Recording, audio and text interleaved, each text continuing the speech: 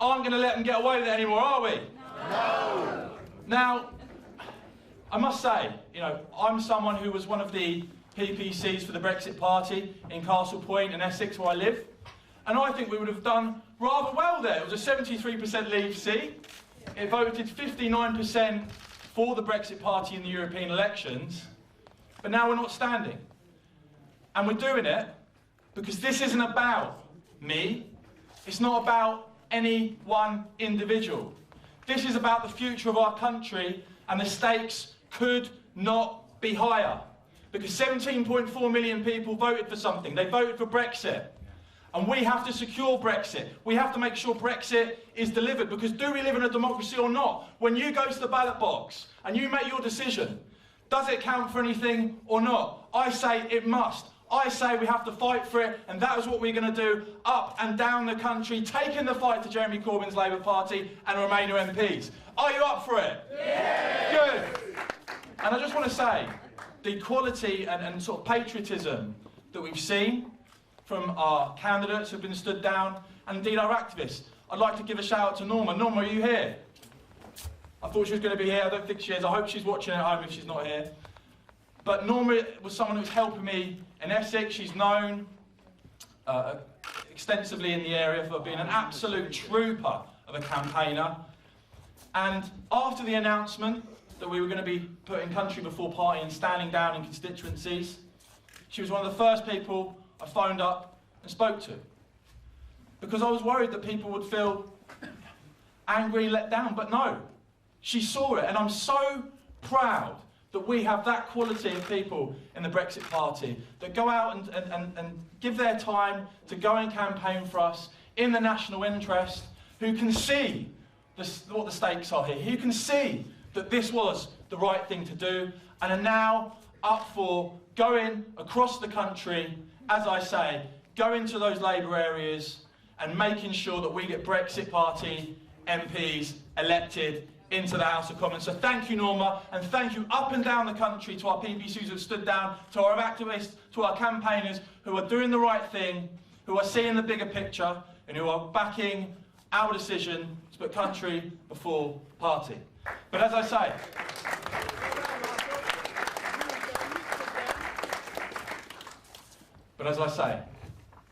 don't think the Brexit Party isn't going to be a factor in this general election, because my God, we are.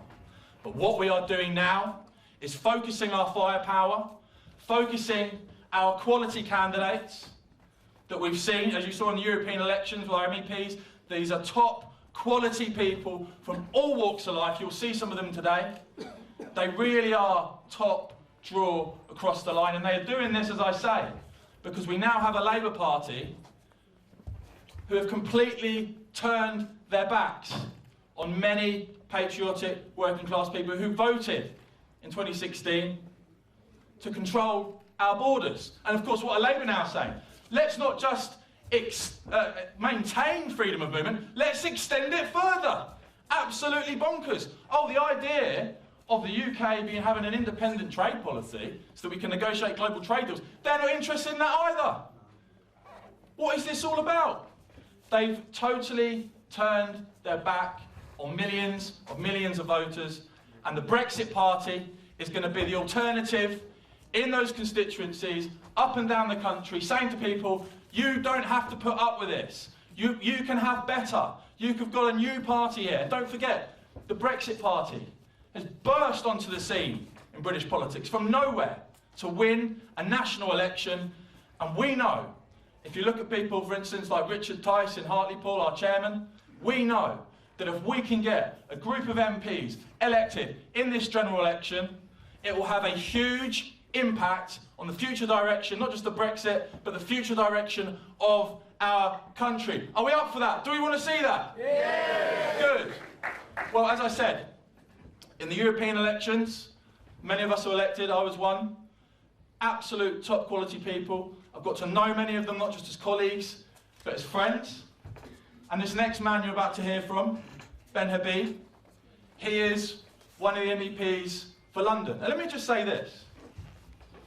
The great thing about the Brexit Party MEPs, as I said, all walks of life, all different backgrounds, I really admire people like Ben. Because here's a guy with a huge track record, very successful person, someone that didn't need to come into this, someone that didn't need to come into public life and take the flak that you inevitably take, but did it because he's a patriot, did it because he believes, like me, with all of his heart, that we have to fight for this political change we want to see in this country, that we have to fight for Brexit, we have to fight for our democracy. And as I say, I think you're going to like what you hear from him today. He's an absolute top guy, a friend, a colleague. Ladies and gentlemen, give it up for Ben Habib, MEP.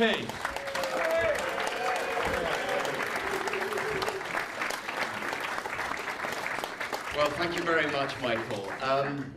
Brexit is a very serious business, so I'm going to talk very seriously for the few minutes that I have with you. And whilst our firepower is focused on the Labour Party, I'm going to debunk the withdrawal agreement that Boris Johnson claims to be a fantastic agreement. And I need to do that because that's our starting point. Whatever Labour do, whatever agreement they come back from Brussels with, is going to be worse than what Boris has got. They want to stay in the customs union, they want to stay in the single market, they want to continue with freedom of movement, and they want to do a whole host of other daft things which would make this country, take this country into a much, much worse place than it is. But Boris's agreement, notwithstanding all his optimism, his charisma, his sophistry, his ability to pivot and make it look like he's moving in a straight line, notwithstanding all of that, his deal is awful. When the Benn Act was passed, he rightly called it the Surrender Act. The reason he called it the Surrender Act is because he knew that with no deal taken off the table, he had no option but to surrender. He nevertheless still went off to Brussels. Give him his due, he got the withdrawal agreement opened up again. But actually what he did was surrender. He claims he's got back control of our money. This is how he puts it. I've got back control of our money, our borders, and our laws. And actually, he hasn't got control of any one of those items. Let's just look at the laws. Let's start with laws, because laws are everything. In the withdrawal agreement, under Article 86, we make the European Court of Justice the supreme authority over the United Kingdom and over the withdrawal agreement itself. Has anyone here ever signed a contract where they make the counterparty the sole judge of an agreement? It's daft as brushes. So we would be handing over to the ECJ interpretation of the withdrawal agreement. That is not taking control of our laws.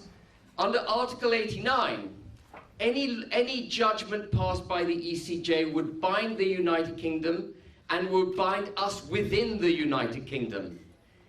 And here comes the crunch point. Under Article 184, we as a country would have to use best endeavours to give effect to a new trading arrangement under the political declaration, and that trading arrangement would bind us in perpetuity to the European Union.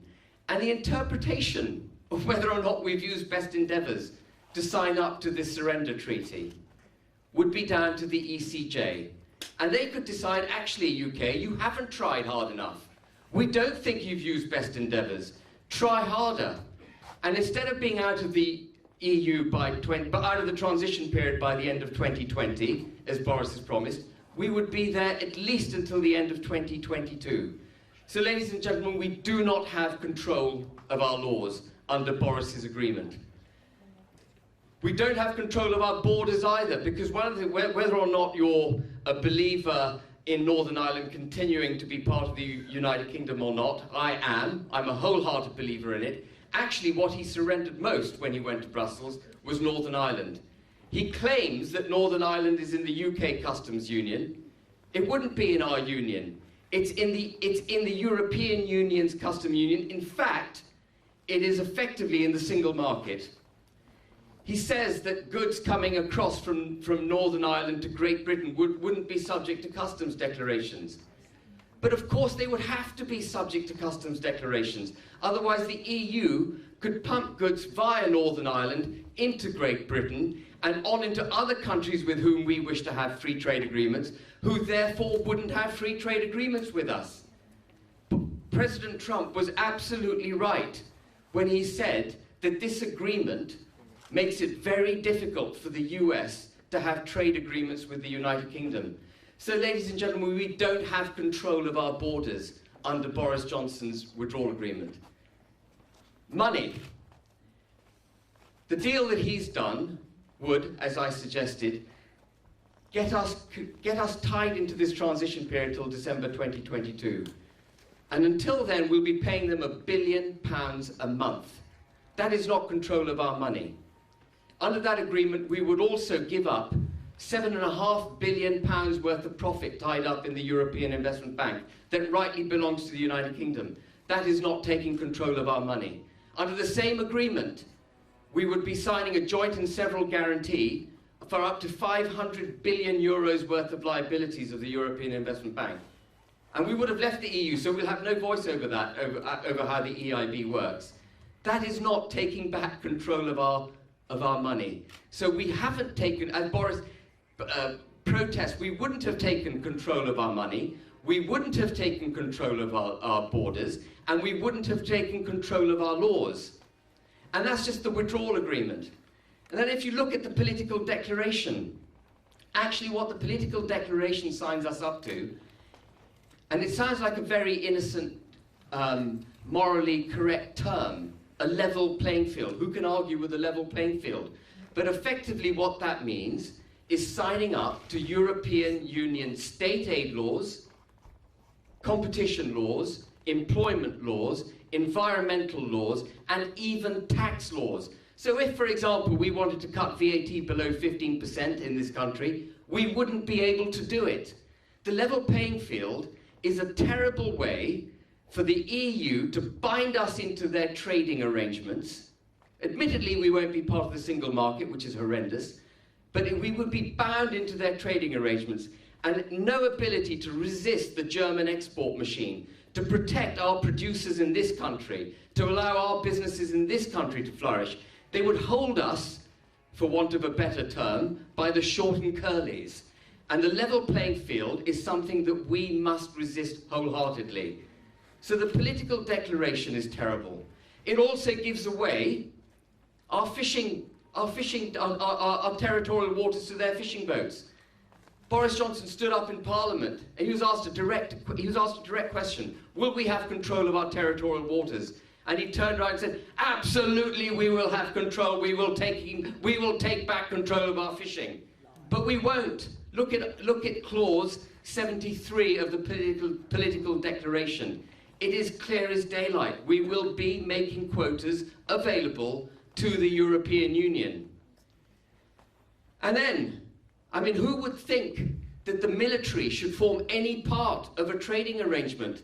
But under paragraph 102 of the political declaration, we commit to military interoperability and cooperation to the extent possible under European Union law, not under British law, under European Union law. So we would be tied into the level playing field, we would be tied into military cooperation, we would be giving up our fishing waters to the European Union. And guess what, ladies and gentlemen? It's the European Court of Justice that would interpret the political declaration as well. There is an arbitration provision, but to the extent that European Union law governs any particular clause, it's the ECJ's interpretation that matters. Why? There's no mention in any of these documents of the British Supreme Court. There's no reciprocity, there's no symmetry, there's no recognition of the rights of the United Kingdom in these documents. That is not taking back control of anything, ladies and gentlemen. That is subjugation of the United Kingdom. When Boris announced his great deal that he now champions as fantastic, I didn't react. I sat down and I was really hopeful. I sat down and I read everything that he'd come back with, hoping that I could give up my political career because he'd come back with a deal I could support. And I was holding my head in my hands as I read this stuff. So when you hear people with the greatest bravado and the greatest gusto speak out in favour of Boris because they love his sophistry and they love his optimism, please bear these facts in mind.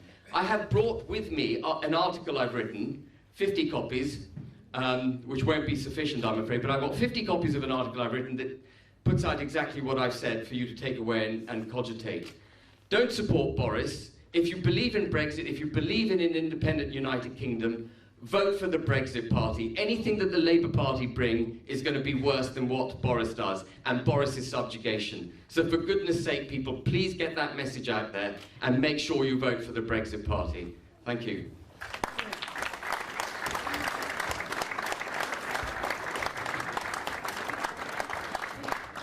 Isn't he great? And of course, look at the quality of the MEPs. You've got people like Ben Habib. That's why we need Brexit Party MPs in Parliament. That's the quality of people that are being selected for this party. Absolutely fantastic. I just want to say, I mentioned Norma earlier. I've seen Norma come in now. Norma, I was talking earlier, I just gave a quick shout out. There's brilliant people like you who have, put country before party, who've seen the bigger picture, and we thank you so much for that. And that is what the Brexit Party is all about.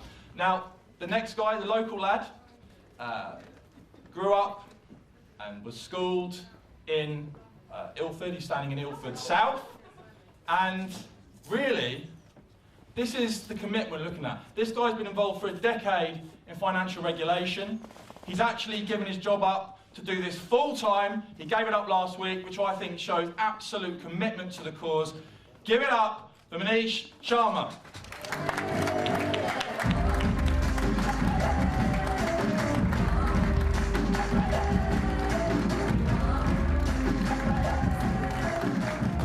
Hi everyone, it's a real pleasure to be in front of you today, so I'm really excited.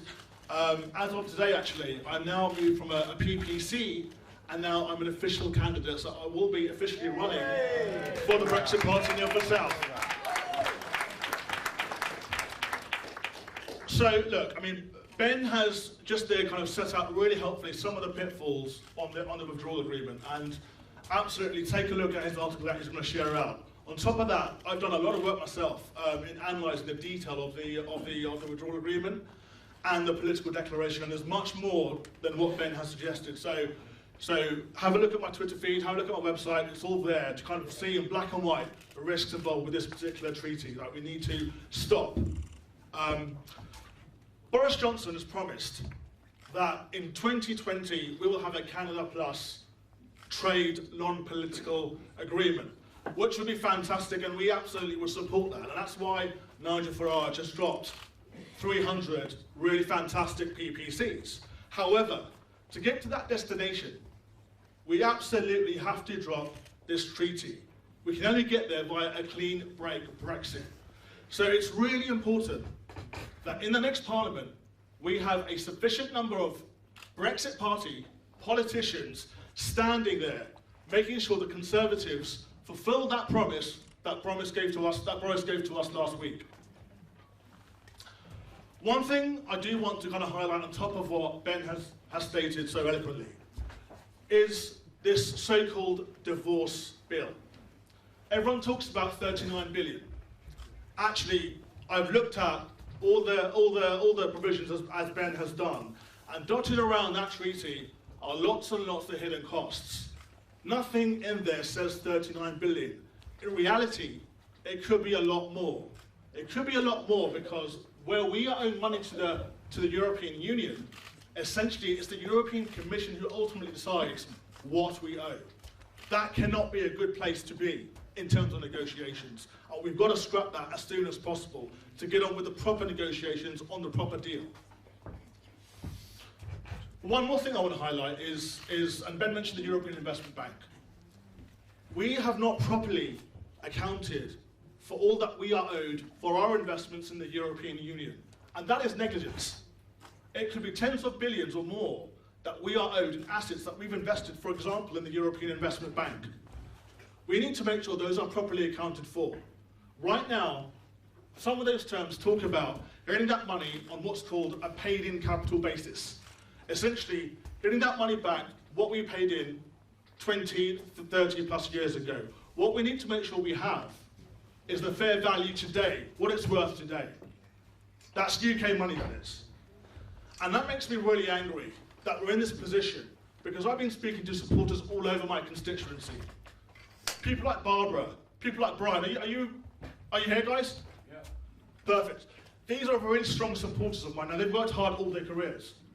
From the get-go, Brian has been a railway man, worked in railways all of his life, just an honest, hard-working, decent guy. Barbara has been in the NHS all her life, started at the bottom as a cleaner, and now both Brian and Barbara are retired. You know, they've got adult children, and one of them they look after needs full-time, medical health. And unfortunately, they're in a position where their pensions from the government are not allowing them to live and cover their costs and expenses. And this is the reality of ordinary people. The government right now is very happily giving away tens of billions, and they're ignoring the ordinary people. So I'm representing Ilford South.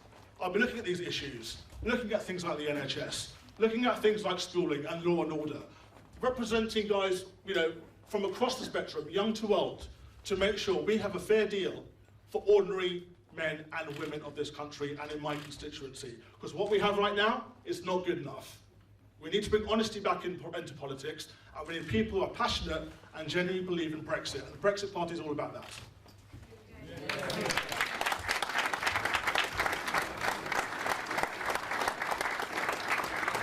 Isn't he great? I now have the privilege to introduce another person who's going to be a candidate for the Brexit Party. Now, very interesting, it's not the same old face as the Brexit Party. The lady I'm about to introduce has never stood for election before, has got into this because she believes in Brexit, believes in democracy, and is willing to fight for it. Give it up. She's going to be our candidate for West Ham, Emma Stockdale.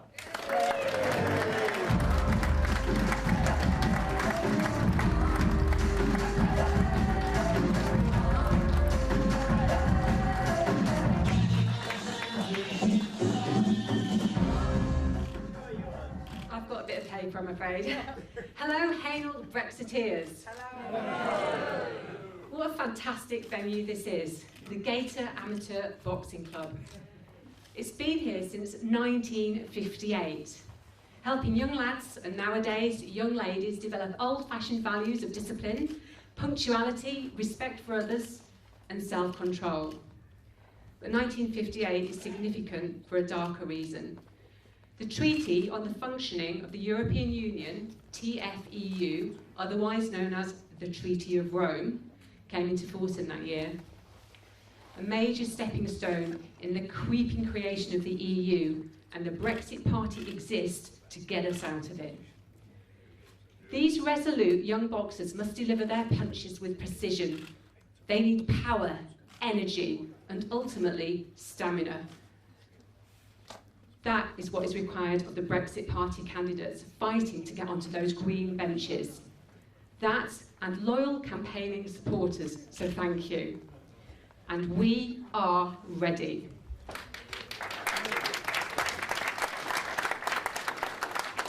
As Michael said, I'm Emma Stockdale, and I'm honoured to stand in the constituency of West Ham for the Brexit Party.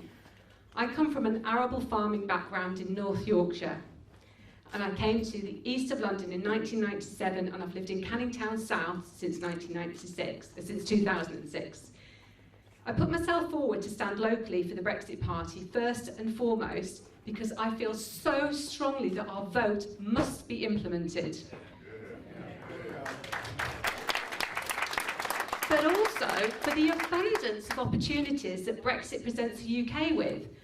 For example, we will be free to pursue trade deals with the Anglosphere countries with whom we share language, common laws and history.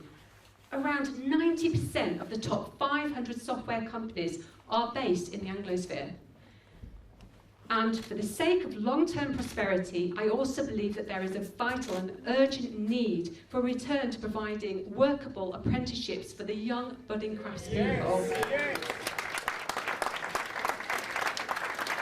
After all, it is incumbent on any government in any nation to invest in its future generations. Post-Brexit, Great Britain will become accountable to the people. In the words of Sir Roger Scruton in 2016, it is precisely because the EU distrusts the people that the people distrust the EU. A government must be accountable to its people in order to rebuild that trust. Thank you.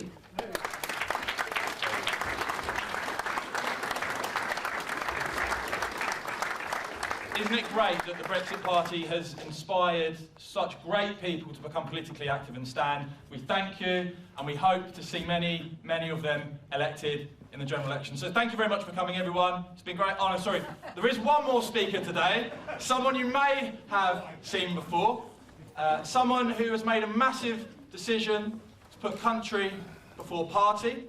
Let's see the main man in action.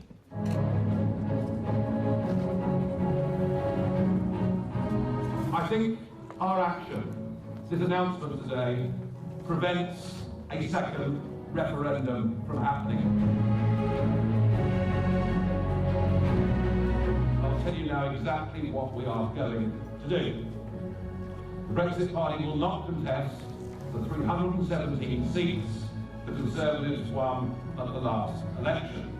But what we will do is concentrate our total effort into all of the seats that are held by the Labour Party, who have completely broken their manifesto pledge in 2017, and we will also take on the rest of the Remainer parties. We will stand up and we will fight them all. In a sense, we now have a Leave alliance. It's just that we've done it unilaterally. We've decided ourselves that we absolutely have to put country before party and take the fight to Labour. Thank you very much indeed, everybody. Thank you. Please welcome to the stage Mr Nigel Farage.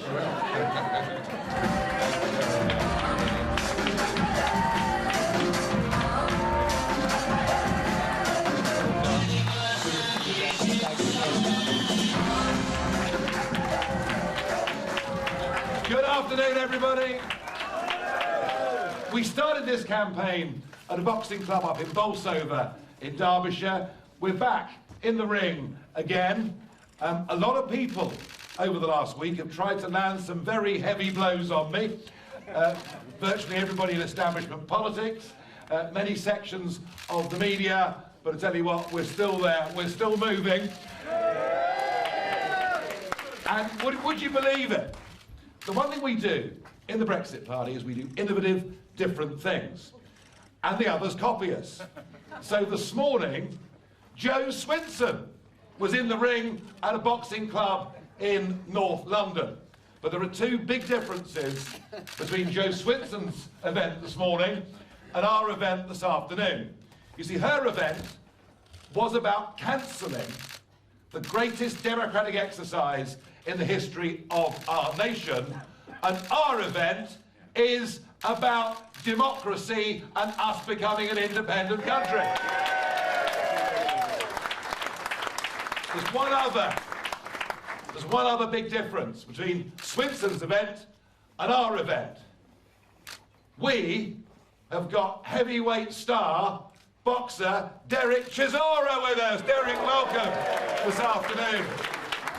I went to watch him fight. At the O2 the other week. I tell you what, any of you just don't pick an argument with Derek, right? Doesn't really make a lot of sense. It's been a very, very interesting week, and it's been a very challenging week, and I had a big decision to make over the course of last weekend. I do not like one little bit the withdrawal agreement that was brought back from Brussels and that Ben has talked about this afternoon, because it wasn't Brexit. But clearly under pressure, because he knew we'd stand in every seat in the country, Boris did something that I hope he sticks with. If not, he will come to regret. Because he made two big statements on Sunday. One, that we would absolutely leave next year, but secondly, and more importantly, that we're now going to negotiate a free trade deal along the lines of Canada without any political alignment. He's effectively said, we're tearing up part of that agreement, we're going to change it. Now, Boris is very good at making promises. Very good at saying we'll leave on the 31st of October come what may, do or die, I'd rather be dead in a ditch and all the rest of it. Right, well, I tell you what we're going to do. I tell you what we're going to do for this election. We will take him at his word, but we will hold him to his word. That's the point. And in parts of London like this, in parts of East London like this, there are constituencies that voted by 69%, by 70% to leave the European Union. They are now represented by Labour MPs who are standing on a manifesto that says, well, Diane Abbott articulated it beautifully on Question Time the other week. Yeah, don't send your kids for maths lessons with Diane Abbott, all right? But Diane Abbott laid it out beautifully. If Labour win the election, they will go back to Brussels, negotiate an even worse deal that has been done by Boris Johnson. They will put it to the country in a referendum, because remember that as far as Labour are now concerned, Leave voters didn't know what they were voting for. How patronising can you be? I mean, gosh, we're going to teach them a lesson for that. They're going to put it to the vote, and what they'll do is, we'll have a choice of Remain, or the form of Remain that they negotiated, and they will then vote against the very deal they negotiated. I mean, you simply couldn't make this stuff up. But it is a complete betrayal by the Labour Party. All their senior figures said during the referendum, after the referendum, and indeed in their election manifesto, they said they would honour the result of the referendum, and they have, I put it to you, completely betrayed the trust of Labour voters in this country. And we're going to stand against every single one of them.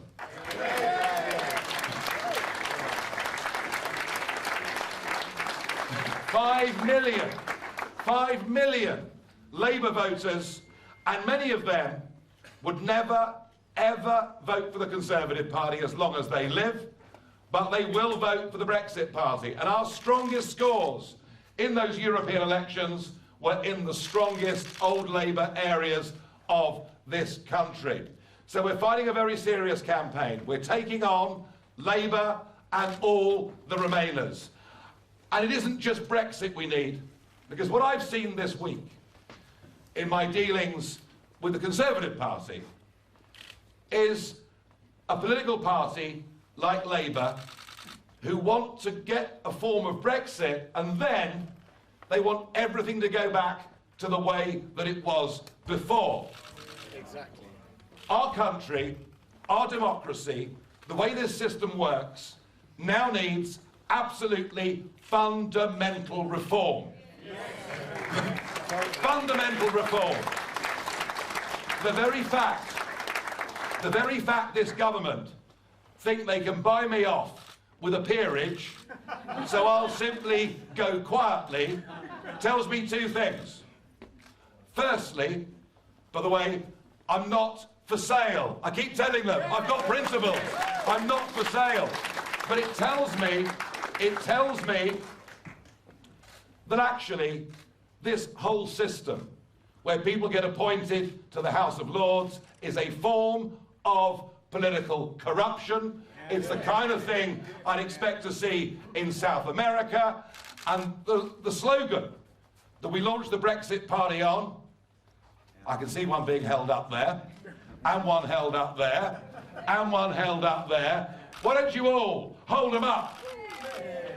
Because we want to change politics for good, and we can only do that by getting Brexit Party MPs into the House of Commons. We want to hold Boris Johnson to his promise, and then let's transform the political landscape. Let's re-establish trust between voters and those that represent us. And let's start to believe in our great country and our great people once again. Thank you very much indeed. Thank you.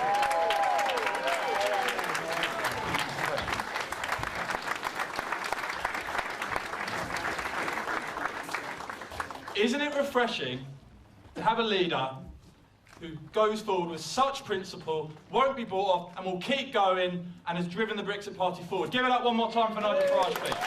He's our ringmaster.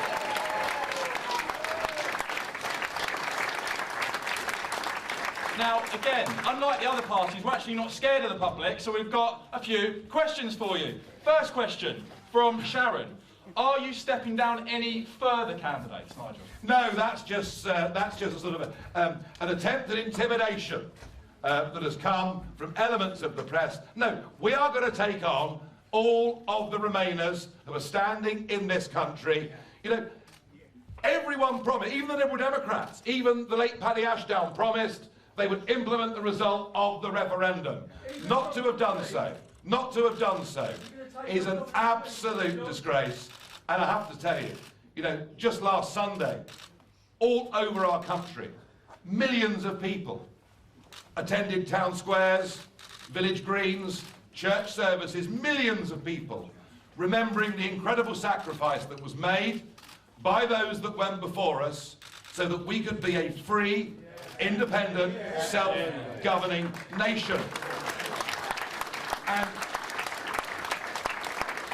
And democracy works only if the loser accepts the result. And normally, you know, we do, don't we?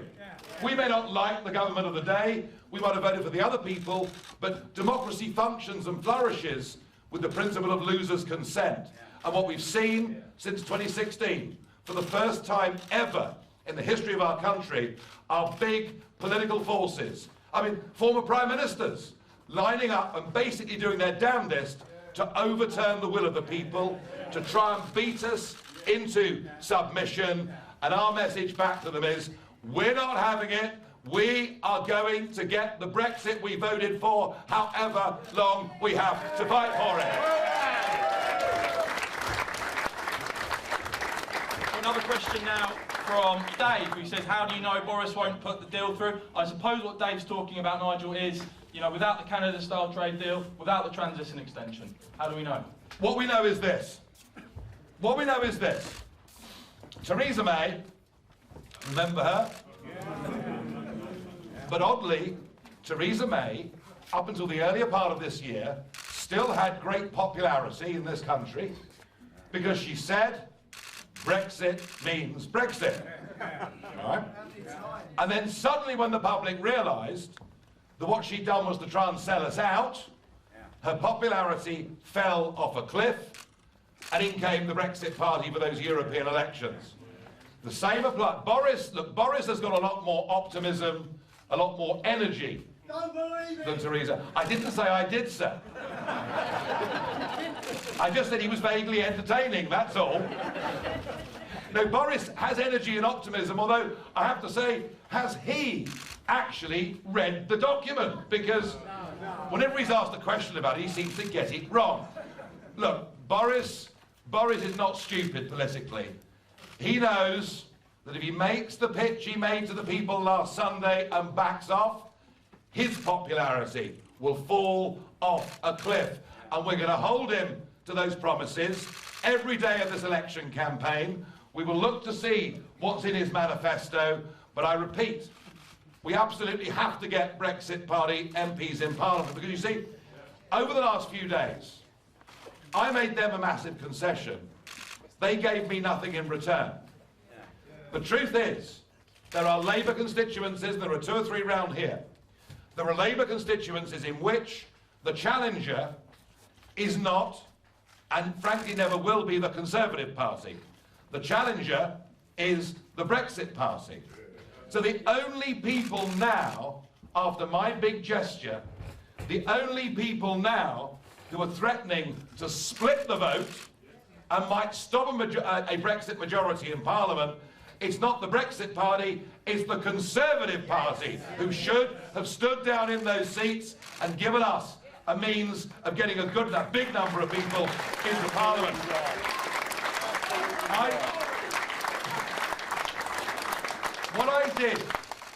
What I did on Monday was not an easy thing to do. But I did it because I thought the moment had come when I really ought to put country before party. And ever since I've done that, What the Conservatives have done every single day is they have put party before country. If Brexit doesn't get done, it's not because of me. I've done my utmost to work with them. I've done my best to try and make sure there are good leave options in every seat in the country. It's they who refuse to work with us. And I think one of the reasons is they genuinely fear us. They genuinely fear us. Get our voice there in the House of Commons, and we will challenge them on absolutely everything they do at every step of the way. And there are many Conservatives who can sound very brave, very strong Eurosceptics, until there's a three-line whip, and then, like good little boys, they all toddle off through the lobby. We are not good little boys or girls. We're going to fight like crazy and make sure we get what we want.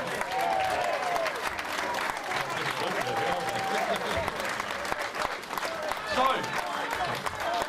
go on. Come on. Oh, shy. You're making him blush.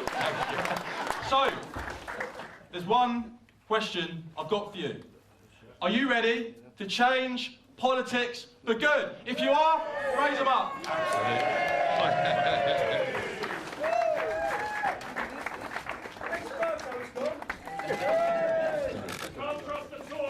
We know, we know. The Brexiteers are coming! Thank you everyone for coming. Vote Brexit Party. Thank you. I'm going to do shots and stuff.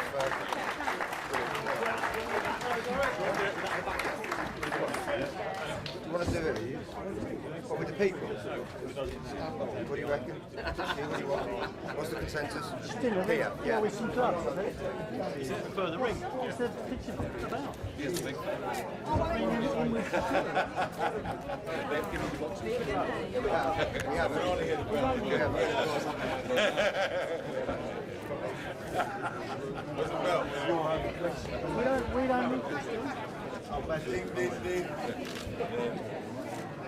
Is the idea that we put those on there? Yeah, the window. Oh, come on then. What happens if I hit Nigel on the cheek? Sorry, no, you can't.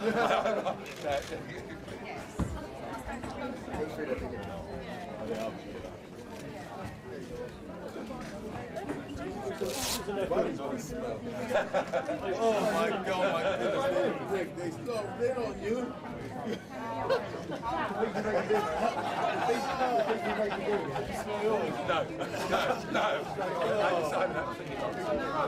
No. I tell you. I wouldn't want to upset this fella, I've got to tell you.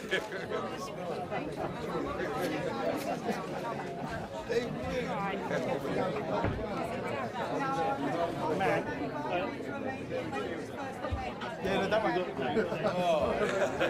I will not be in your way, don't worry. Although you will. Okay. So, Derek, I'm not suggesting I would last all that long. A little bit quicker than me, let me get a jab or two. But if I upset you... I didn't do it! If I upset you, I wouldn't want to upset you. Yeah, you got me.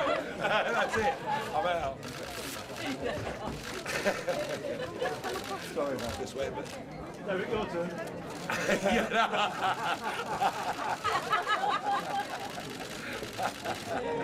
I've watched him, no. Thanks, Nick.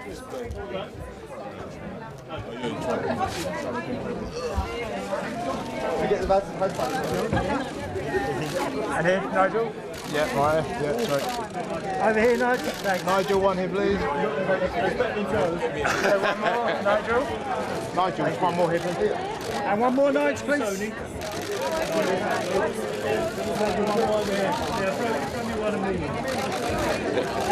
You'll get the right. Right, still. Sorry, I'll get it right.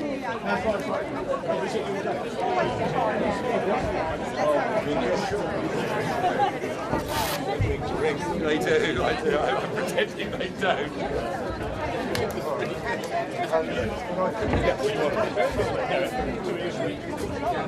Good, great. I To